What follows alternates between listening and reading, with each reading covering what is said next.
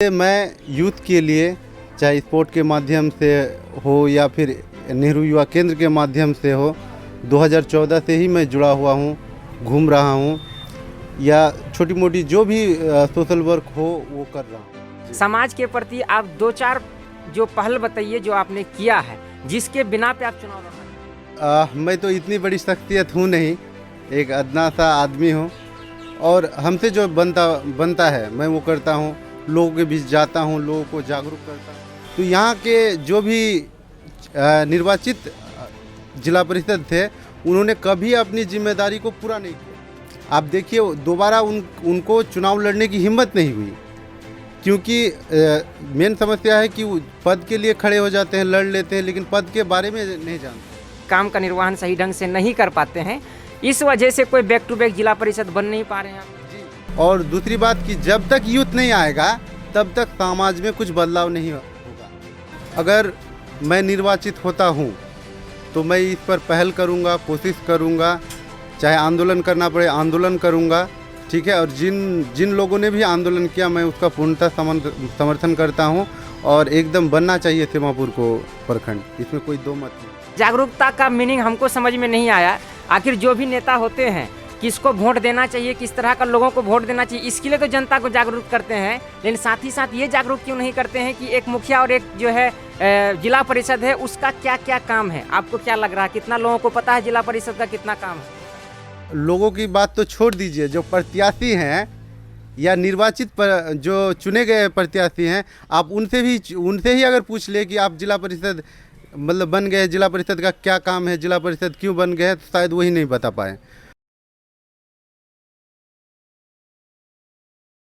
बिहार में त्रिस्तरीय पंचायत चुनाव का बिगुल बज रहा है, लोग तैयारियों में जुटे हुए हैं। चौक से लेकर चौराहे तक लोग पंचायती चुनाव का चर्चा कर रहे हैं। इसी चर्चा को हम आगे बढ़ाने के लिए आप पहुंचे हैं बरारी प्रखंड का जिला परिषद क्षेत्र संख्या 12 जो पूर्वी क्षेत्र माना जाता है। और आज हम जिस शख्स से बात करने के लिए आप पहुंचे हैं जिला परिषद के भावी प्रत्याशी हैं गुलशेर आलम। उन्हीं से हम जानेंगे कि राजनीतिक में आखिर क्यों आना चाह रहे हैं और जिला परिषद का ही उम्मीदवार क्यों बनना चाहते हैं, और अगर बनते हैं तो कौन कौन सा ऐसा ड्रीम प्रोजेक्ट है जिनके ऊपर में सबसे पहले ये पहल करेंगे अर्थात काम करेंगे। तो हम सीधे जुड़ते हैं, रूबरू करवाते हैं आपको गुलशेर आलम से। तो हमारे चैनल में बहुत स्वागत है गुलशेर जी। बहुत बहुत शुक्रिया आपका। पहला सवाल है आपसे मेरा कि आप राजनीति में क्यों आना चाहते हैं? जी देखिए, किस्सा कुछ यूँ है। 2014 का साल था। एक हम लोग के दुर्गापुर पंचायत में नेहरू युवा क्लब दुर्गापुर का चुनाव हो रहा था, प्रेसिडेंट का, सेक्रेटरी का। मैं एक्सीडेंटली वहाँ पर पहुँच गया। जब वहाँ पहुँचे, जबकि मेरा कोई इच्छा नहीं था, लेकिन जितने भी युवा थे सब ने कहा कि नहीं, मतलब आपको प्रेसिडेंट बनना होगा, और लोगों ने ज़बरदस्ती प्रेसिडेंट बना दिया। तब से मैं यूथ के लिए चाहे स्पोर्ट के माध्यम से हो या फिर नेहरू युवा केंद्र के माध्यम से हो 2014 से ही मैं जुड़ा हुआ हूँ, घूम रहा हूँ या छोटी मोटी जो भी सोशल वर्क हो वो कर रहा हूँ। अच्छा, आप जो है मसलन हमें ये बताइए कि आपका योगदान समाज के लिए, एक सामाजिक कार्यकर्ता भी हम जानते हैं कि आप हैं, समाज के प्रति आप दो चार जो पहल बताइए जो आपने किया है जिसके बिना पे आप चुनाव लड़ना चाहते हैं। देखिए, मैं तो इतनी बड़ी शख्सियत हूँ नहीं, एक अदना सा आदमी हूँ और हमसे जो बनता है मैं वो करता हूँ। लोगों के बीच जाता हूँ, लोगों को जागरूक करता हूँ, चाहे वो एजुकेशन के लिए हो या कोई सामाजिक जागरूकता हो। मैं वहाँ पर जब भी ज़रूरत पड़ता है मैं पहुँचता हूँ, लोगों को जागरूक करता हूँ। अच्छा, आपके जिला परिषद में 7 पंचायत है और पूर्वी क्षेत्र माना जाता है बरारी प्रखंड में। मुख्य समस्याएं बताइए जो अभी तक जिनका निदान नहीं हो सका है, इससे पहले जो भी जिला परिषद रहे हो अपना काम का निर्वहन सही ढंग से कर नहीं पाए हैं। आपको लगता है कि अगर हम बने तो सबसे पहले इस समस्या को सुलझाने का काम करेंगे? देखिए, जैसे ये हम लोग लोकतांत्रिक देश में हैं, चुनाव लड़ने का अधिकार सबको है, सभी लड़ सकते हैं। लेकिन देखिए, ये जो 4 टर्म से जिला परिषद का चुनाव हो रहा है, इसमें क्या होता है, बेसिकली 7-8 पंचायत मिलकर एक जिला परिषद होता है।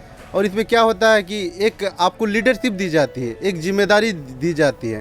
तो यहाँ के जो भी निर्वाचित जिला परिषद थे उन्होंने कभी अपनी जिम्मेदारी को पूरा नहीं किया।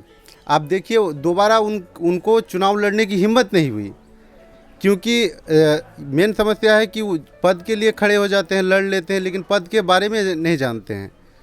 तो क्या आपका कहने का अर्थ यही है कि इस वजह से जो कि काम का निर्वहन सही ढंग से नहीं कर पाते हैं, इस वजह से कोई बैक टू बैक जिला परिषद बन नहीं पा रहे हैं आपके जी, ये बिल्कुल सही है।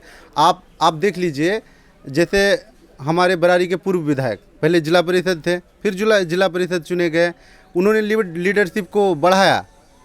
और यहाँ पर देख लीजिए दोबारा कितने प्रतिनिधियों ने तो दोबारा नामांकन नहीं किया, डर से कि जनता के बीच क्या लेके जाएंगे। सर, युवाओं को राजनीति में आना चाहिए, इसमें कोई दोहराई नहीं है। आप एक युवा हैं, राजनीति में आए हैं, कितना मुश्किल डगर होगा आपके लिए? देखिए ये तो मुश्किल होगी, लेकिन अच्छा है, क्योंकि अभी देखिए सोसाइटी में सबसे ज़्यादा यूथ है, तो एक सहयोग मिलेगा यूथ के तरफ से। और दूसरी बात कि जब तक यूथ नहीं आएगा तब तक समाज में कुछ बदलाव नहीं होगा, जब तक यूथ नहीं आगे आएगा। लोग बोलते हैं राजनीति गंदी है, ऐसी है, वैसी है, तो ये कब बदलेगा? ये सूरत हाल तभी बदलेगा जब यूथ आगे आएंगे।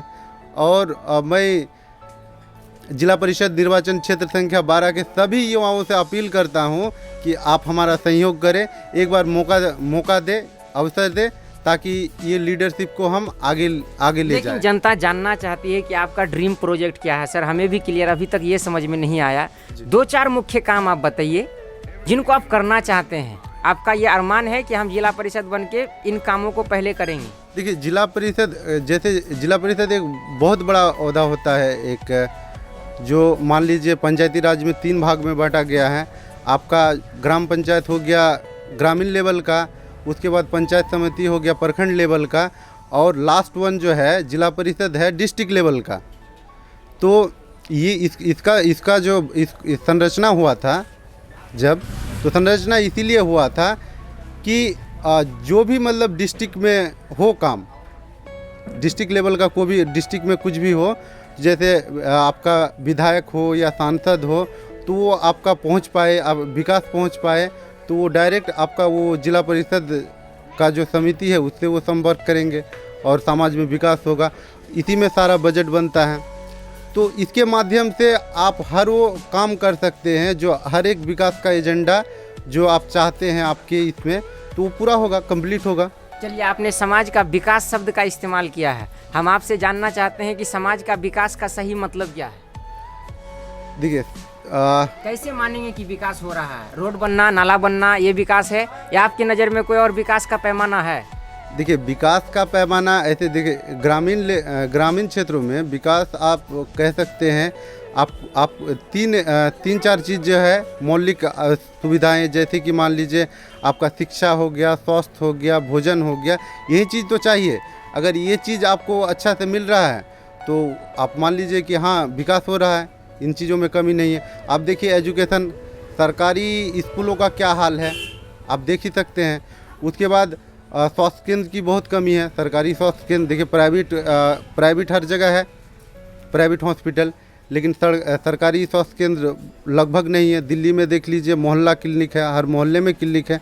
उस तरह का यहाँ पर कुछ नहीं हो पा रहा है। नेता भी कुछ खास जागरूक नहीं है, या उस तरह का कोई मतलब लोगों के दिल में नहीं है कि कुछ चेंजेज आए, कुछ यूनिक सा हो यहाँ पर। अच्छा, चलिए मैं आपसे एक और सवाल पे कमेंट ले लेता हूँ। जैसे सेमापुर आपका एरिया है, जो 10 पंचायत के लिए एक प्रखंड बनाने का जो है कई विगत कुछ वर्षों से जो है इस पर पहल हो रहा है। कई एक युवा नेताओं ने इनके लिए आंदोलन भी किया।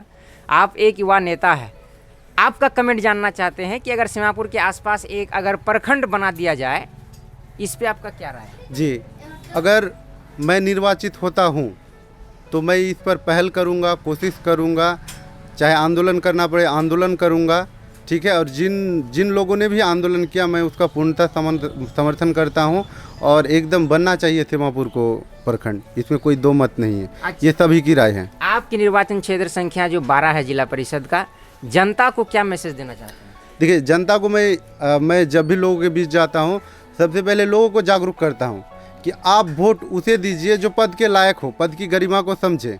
ये देखिए 20 साल से हम लोग क्या कर रहे हैं, हम लोग दे रहे हैं वोट, किसी को भी दे देते हैं, लेकिन इसका परिणाम क्या होता है? कि जो जनता को मिलना चाहिए, जो जनता का हक होता है, वो नहीं मिल पाता है। तो सबसे पहले तो मैं एक वॉलंटियर के तरह जाता हूँ, लोगों को जागरूक करता हूँ, लोगों को पद के बारे में समझाता हूँ और किसको चुनना चाहिए, किस तरह के कैंडिडेट को चुनना चाहिए, पहले तो मैं जागरूक करता हूँ।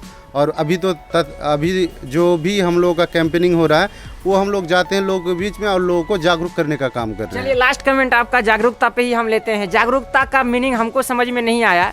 आखिर जो भी नेता होते हैं, किसको वोट देना चाहिए, किस तरह का लोगों को वोट देना चाहिए, इसके लिए तो जनता को जागरूक करते हैं, लेकिन साथ ही साथ ये जागरूक क्यों नहीं करते हैं कि एक मुखिया और एक जो है जिला परिषद है, उसका क्या क्या काम है। आपको क्या लग रहा है, कितना लोगों को पता है जिला परिषद का कितना काम होता है?